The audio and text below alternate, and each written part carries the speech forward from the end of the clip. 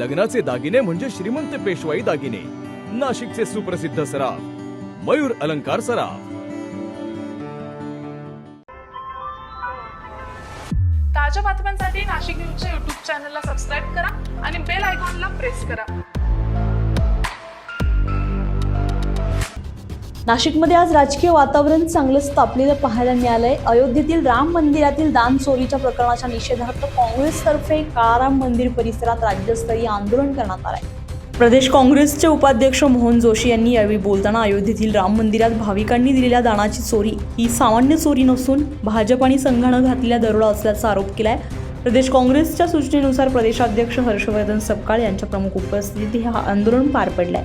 शहराध्यक्ष निलेश खैरे यांनी युवक काँग्रेस आणि महिला काँग्रेस NSUI सह सर्व आघाड्यांच्या कार्यकर्त्यांना मोठ्या संख्येने सहभागी होण्याचं आवाहन केलं होतं आणि त्या पार्श्वभूमीवर हे आंदोलन पार पडलंय। यावेळी माजी नगरसेविका वात्सल्या खैरे, जिल्हाध्यक्ष रमेश कहांडोळे, जिल्हाध्यक्ष भारत टाकेकर, महिला अध्यक्ष स्वाती जाधव, युवक अध्यक्ष गौरव पानगव्हाणे पाटील आदींसह मोठ्या संख्येने पदाधिकारी आणि कार्यकर्ते उपस्थित होते।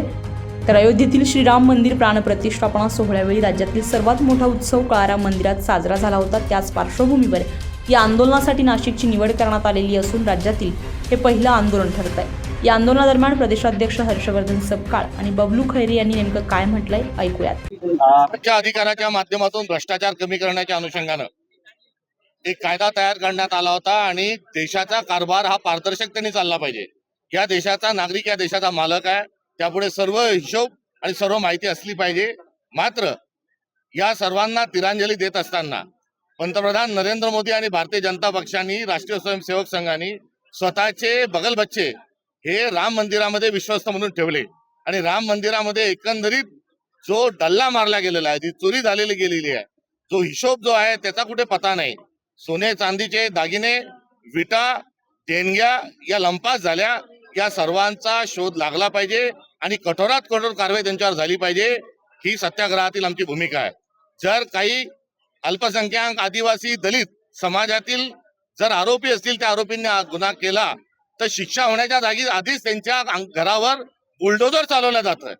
या चोरीतील गुन्हेगार चंपकराय आणि त्यांचे जे सहकारी आहे यांच्या घरावर भारतीय जनता पक्ष, योगी मोदी बुलडोजर चालवणार आहात का, असा देखील प्रश्न आजच्या या प्रसंगाच्या निमित्त आम्ही करतोय। नाशिक शहर काँग्रेस कमिटीच्या वतीने अयोध्यातील राम मंदिरामध्ये जो डल्ला मारला गेलेला आहे, जी चोरी झालेली आहे, त्याचा निषेध करण्यासाठी ते भर पावसामध्ये एक आंदोलन केलेले माननीय प्रांताध्यक्ष हर्षवर्धन सपकाळ साहेब यांच्या प्रमुख उपस्थितीमध्ये काँग्रेसचे आमचे महाराष्ट्राचे उपाध्यक्ष मोहनजी जोशी यांच्या मार्गदर्शनाखाली हे आंदोलन केलेले आहे।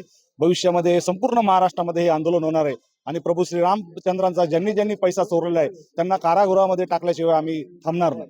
तर राम मंदिर दान चोरी प्रकरणावरून नाशिकमध्ये आज जोरदार राजकीय आंदोलन पाहायला मिळालंय। संजय परमार, नाशिक न्यूज, नाशिक। ताज्या बातम्यांसाठी नाशिक न्यूजच्या YouTube चॅनलला सबस्क्राईब करा आणि बेल आयकॉनला प्रेस करा।